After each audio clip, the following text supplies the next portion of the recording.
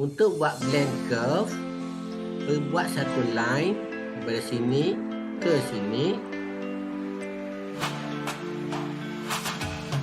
Okey, lepas tu buat satu line daripada sini ke sini. Okey, klik dekat sini, blend curve. Okey, select first object kat sini, select second object.